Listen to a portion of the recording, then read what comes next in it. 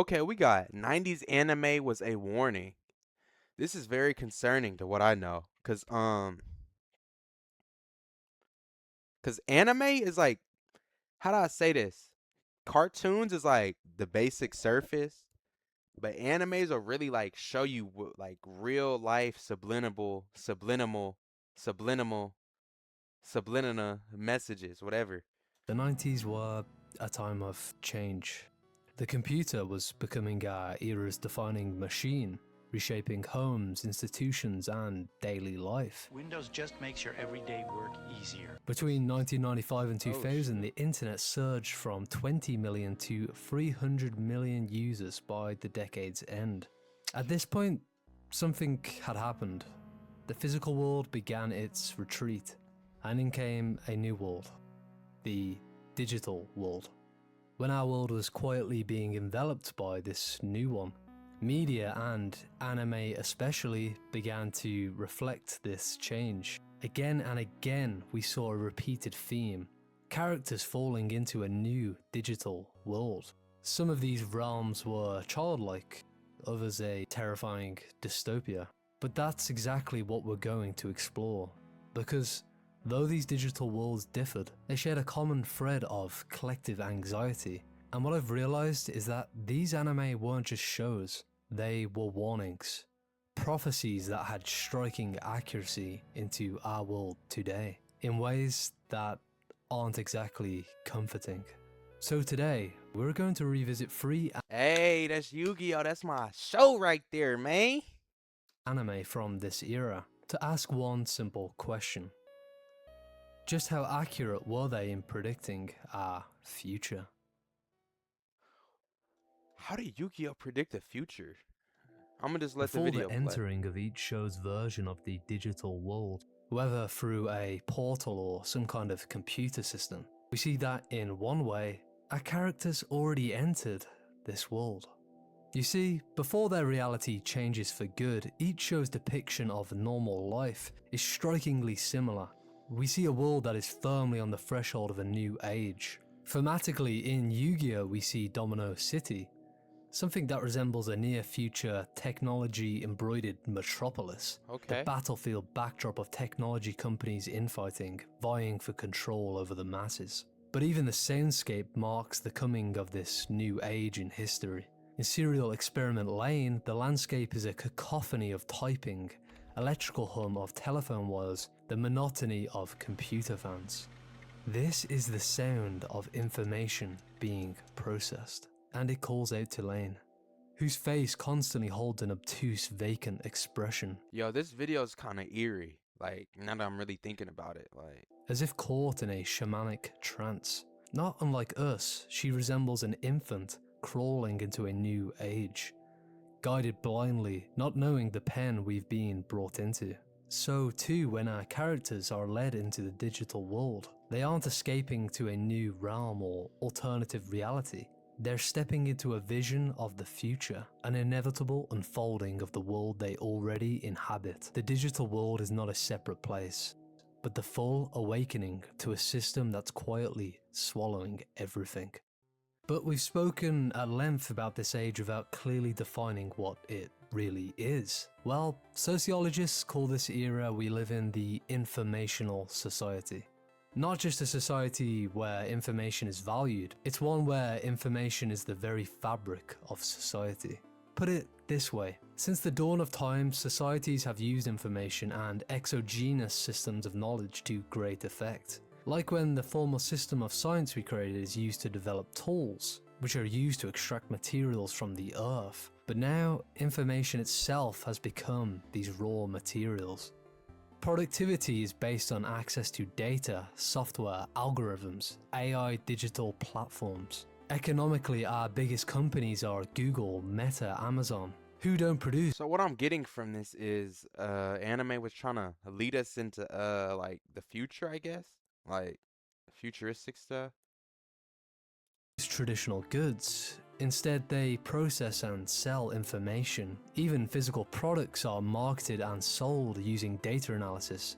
AI systems trained on our information, as well as our day-to-day lives, are they not too shaped by these systems?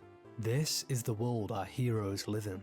And when they enter the digital world, it's not just a new landscape, it's a glimpse into our future. As our world changes, our institutions and even ourselves, we become more like nodes in a vast network of information exchange. But this new shift brings new fears, new questions like, who controls this information? Can it be used against us? And is this new system, the new world, really what we asked for?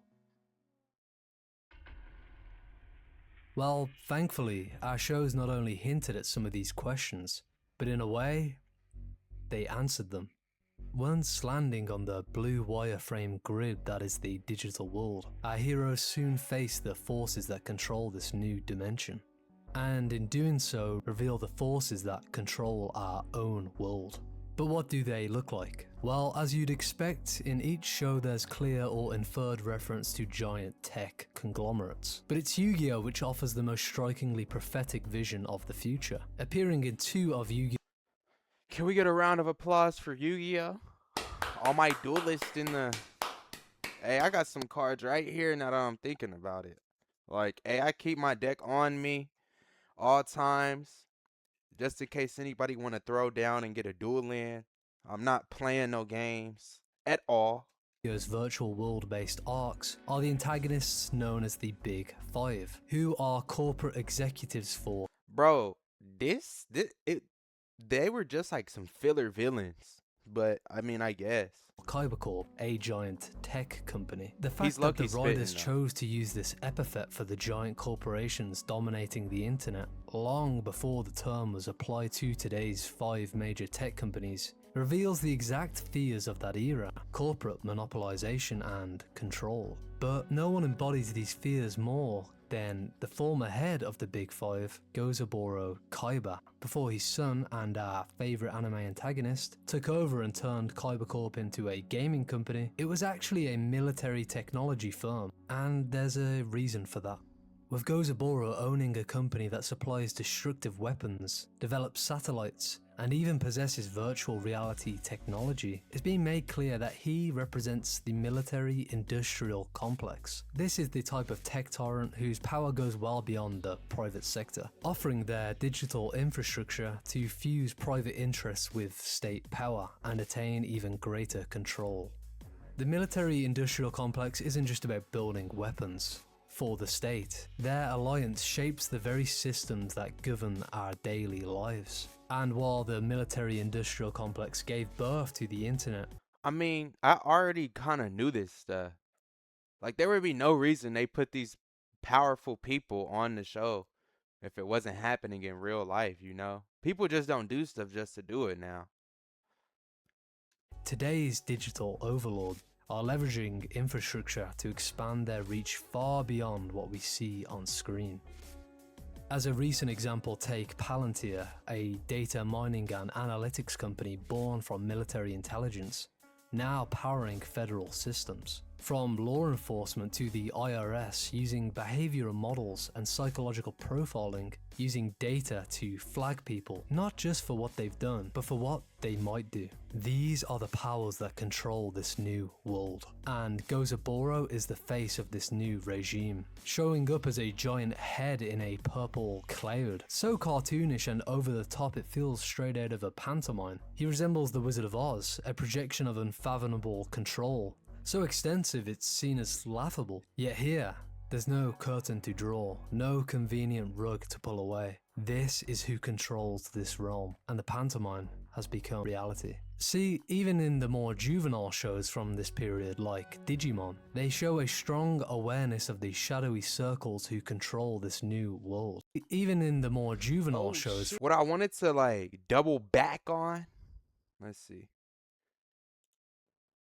control. So extensive it's seen as laughable. Yet here, See? there's no reality. The This crazy who thing is controls like, he's low-key spitting because he has all these. And they got trapped, basically, in, a different reality, if that makes sense. They got trapped in a digital world. So it made them, like, They had to escape basically, but They show a strong awareness of the shadowy circles who control this new world, as we see alongside the evil Digimon Vamdemon, who uses Masonic imagery, hinting toward the presence of a hidden cabal shaping our reality. Yet another explicit reference is made when Vamdemon invokes a phrase to break between the digital and real world. Tian Ukbar Orbis Tertius. This is the title of a real-life short story in which a secret society invents an entirely fictional world based on idealist philosophy, which eventually begins to overwrite reality itself. Idealism, put simply, is the philosophical view that reality is fundamentally mental, or dependent on the mind. And it's here that we arrive at the next fear these stories explore. If we know who runs the digital world, what exactly is it?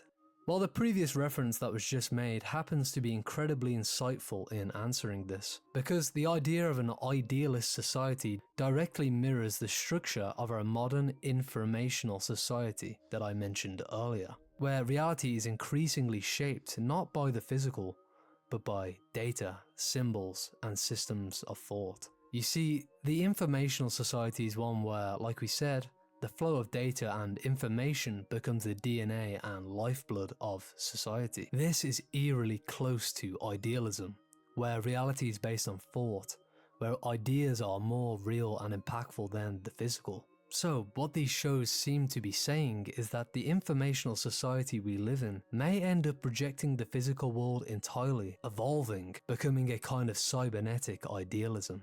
In Serial Experiment Lane, this becomes disturbingly literal. Teenagers begin to unalive themselves, abandoning their physical forms entirely, to live inside the wired. But the warning goes deeper. that's crazy. What he just said, that's pretty crazy. Because this isn't just about escape, it's about the fact that this new reality already has its rulers. Those who laid its foundations, bought up the digital land, and shaped the infrastructure before most even knew it existed. And when society is built like this, not on matter but on ideas, on data, images, and constant flows of information, its structure no longer looks the same. It begins to look more like a mind. And that's exactly what makes it so dangerous. Because whoever controls this mind controls reality itself. You see, a mind operates more like a network.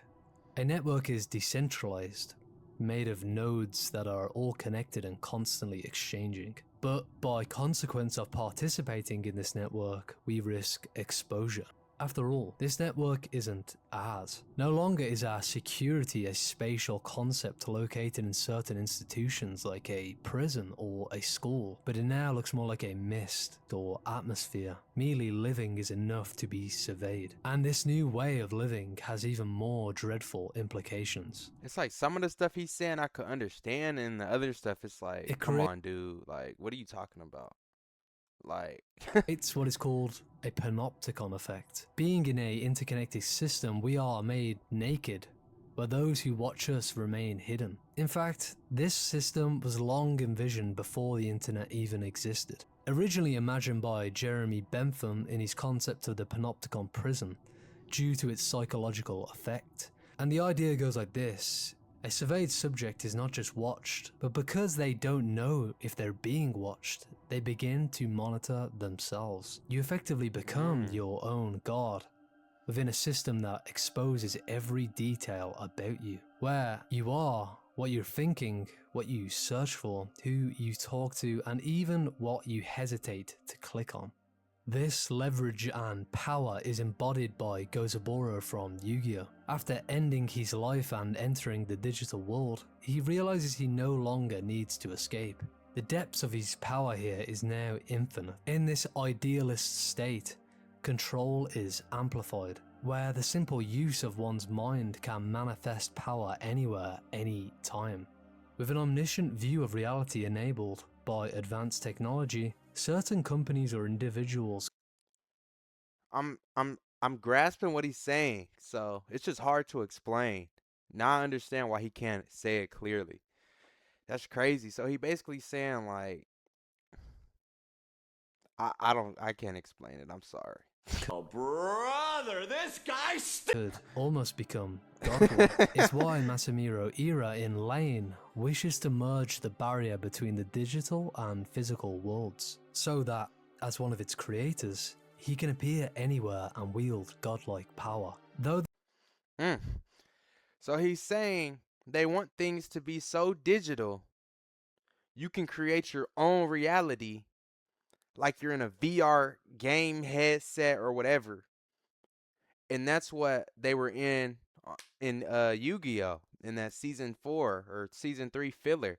They were in like VR headsets where they could do anything they wanted as long as they were in the video game or virtual reality. So this yeah. may sound like a dramatic anime plot device, these characters reflect the real aims of various technocrats becoming gods through the digital world. Take Zbigniew Brzezinski, a prominent political scientist and national security advisor to the United States presidents, who spoke exactly of these aims. The impact of technology involves the gradual appearance of a more controlled and directed society. Such a society would be dominated by an elite whose claims to political power would rest on allegedly superior scientific know-how, using the latest modern techniques for influencing public behavior and keeping society under close surveillance and control. But though we've explained how this new world seems to be controlled by powerful, shadowy entities, who have found new ways to grant themselves godhood, we must ask, why on earth would we want to enter this new world? Or if it's inevitable, what should be our goal with it? While further in during their stay at the digital world, each show introduces a new archetype, the cyberpunk. Someone who works That's just who I was thinking about. Yusei Fudo off Yu-Gi-Oh! 5Ds in the sci-fi era. to free the digital world out of the hands of the tech giants for whatever use they see fit. In Serial Experiment Lane, this archetype manifests as the Knights, who, though against the large tech corporations, align with similar goals, attempting to use the digital world as a form of transcendence. It's perhaps Digimon which, surprisingly, has the most sensible answer to this question of what to do. Although Digimon presents a less ominous view of the digital world, warning mainly against viruses through the personification of evil Digimon, it nonetheless acknowledges a larger struggle. Rather than depicting a full merger between humanity and technology, it proposes something different: symbiosis. Using tech to enhance our lives without compromising our humanity. Yet there's still an evolutionary angle. Those who fail to embrace the technological advancement risk becoming obsolete, like the ultimate antagonist, a Pokemon, described in the show as code that failed to adapt and thus become obsolete. A realization which causes a profound nihilism, but perhaps not a false one. Is our world merely a choice between transcending our physical body with tech, or risk becoming obsolete? It's a difficult problem, one mankind has never faced, but it also Alright, what he just said, kinda just like, I didn't understand it. seems inevitable. What we do have control over is how we proceed.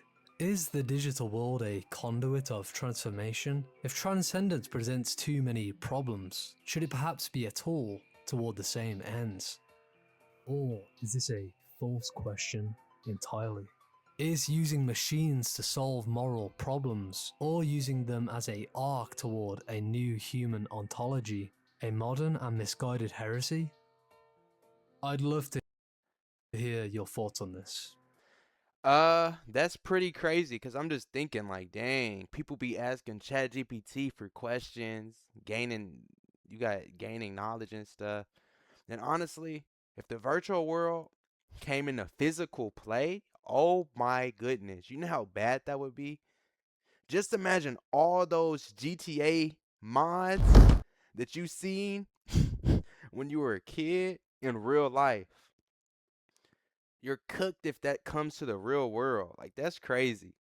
GTA mods in IRL? Like really think about that. Come on now. Nah, bro. And I'm sure you all have many different answers.